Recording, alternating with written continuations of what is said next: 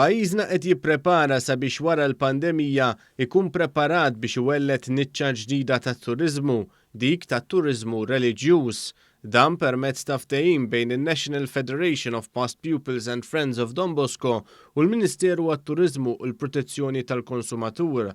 Permezz tiegħu il-Gvern ser ikun qed jagħti 200,000 euro biex is-Salesjani jagħmlu xogħlijiet infrastrutturali f'binja li l-funzjonijiet tagħha ser ikunu li taqqad żgħażagħ Kattoliċi li jażlu lil Malta bħala destinazzjoni primarja għal vjaġġ spiritwali tagħhom. Is-Salesjani f'Taslima ser jingħataw ukoll 60,000 euro oħra fuq medda ta' 5 snin bilan li jirreklamaw lil Malta mal-230 pajjiż differenti li s-Salesjani ta' Don Bosco huma rappreżentati fihom.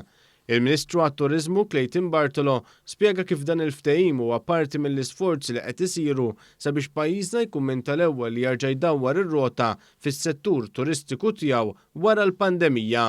Ninsab ċert li din in-niċċa tat-turiżmu ser tkun waħda mill-iktar importanti għal pajjiżna għaż-żmien li ġej, hekk kif ħankun qed naraw li nisfruttaw il-potenzjal kollu li għandna bħala pajjiż fil-qasam reliġjuż.